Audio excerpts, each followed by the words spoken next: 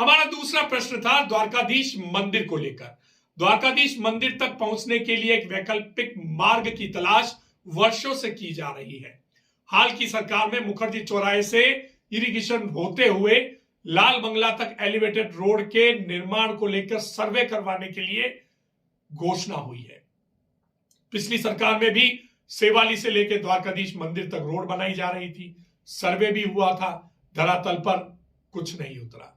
हमने आज विधायक से पूछा कि दिवंगत विधायक किरण माहेश्वरी द्वारा इसी मंदिर को लेकर एक घोषणा की गई थी, उसको धरातल पर उतारने का प्रयास किया गया था, आधा से ज्यादा मार्ग बना भी दिया गया था। क्या यह उचित नहीं होता कि उसी मार्ग को आगे बढ़ाकर मात्र 200 से 300 फीट का जो एलिवेटेड ब्रिज बचा हुआ है उसे पूरा कर लिया जाता, ताकि द्वारकाधीश मंदिर तक जाने वाला जो वैकल्पिक मार्ग जिसकी तलाश हम कर रहे हैं वो पूरा होकर धरातल पर उतर जाता। इस पर भी विधायक महोदया ने पूर्व की सरकार पर सारा दोष मरते हुए अपने कार्य से पल्ला झाड़ लिया। सुनिए विधायक महोदया का एक कथन, जो द्वारकाधीश मंदिर तक जाने वाली एलिवेटेड रोड के बारे में उन्होंने क्या कहा।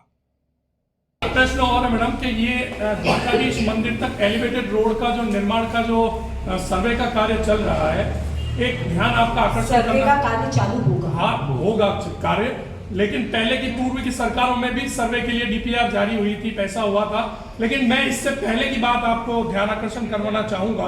राजसमंद के दिवंगत विधायक किरण जी माहेश्वरी द्वारा इसी मंदिर को लेकर एक सड़क का काम शुरू करवाया गया था और वो 50% से ज्यादा पूरा भी हो गया है। सलूस रोड होते हुए जो द्वारकेश राष्ट्रीय व्यायामशाला है वहां तक सड़क पूरी बन भी गई है और मात्र 200 से 300 फीट का पूरा एक एरिया है जहां एक एलिवेटेड ब्रिज के निर्माण की बात थी। सरकार चेंज हुई और उसके बाद वो योजना ठंडे बस्ते में चली गई और दुर्भाग्य से किरण जी हमारे बीच में नहीं रही।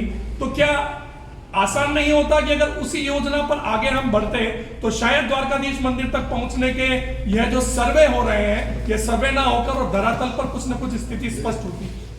देखिए आसान और डिफिकल्ट तो मैं इसमें आपको नहीं बोलूँगी, लेकिन ये बात ज़रूर, क्योंकि आपने कही कि वो रोड चालू हुई और कोई रोड बंद हुई। स्वर्गीय किरण जी जब मंत्री थे और जो कार्य रोड का चालू हुआ और उसके बाद कांग्रेस की सरकार आई और कोविड का एक दौर चला और उसके बाद जब हम यहाँ से हमने किरण जी को खोया, उस समय कांग्रेस ने एक धारणा बांधी थी कि अगर यहाँ से कांग्रेस के विधायक को जिताएंगे तो हम कार्य करेंगे, नहीं तो बहुत फेमस भी हुआ था वो डायलॉग, आप सबने तो सुना होगा, जो उस वक्त पत्रकार थे, हम हमारे और आप आपके।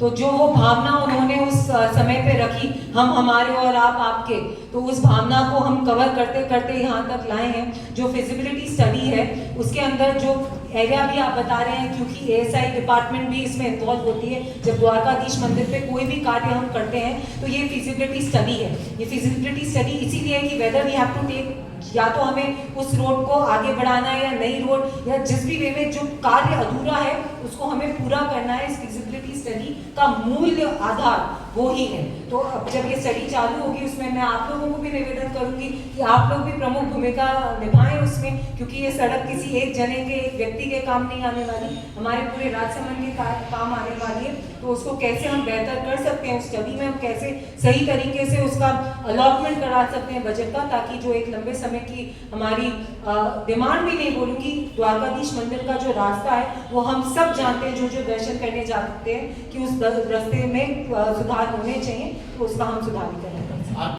तो सुना आपने राजसमंद के विधायक द्वारकाधीश मंदिर तक जाने वाली इस एलिवेटेड रोड के बारे में किस तरह का विजन रख रही है। अजी मैडम, यह पूरा सपना तो दिवंगत विधायक किरण माहेश्वरी का था, जो आपकी माताजी हैं, और आपको सबसे पहले उस अधूरे सपने को पूरा करना है जो उनके द्वारा अधूरा छोड़ा गया है। अगर आप इस कार्य को ही आगे तक ले जाती तो शायद बहुत कम पैसे में यह कार्य पूरा हो जाता और अभी तक तो शायद उस रोड पर आवाजाही भी शुरू हो जाती। लेकिन राजनीति इसी को कहते हैं, नया काम, नया टेंडर, नए पैसे और समय की बर्बादी।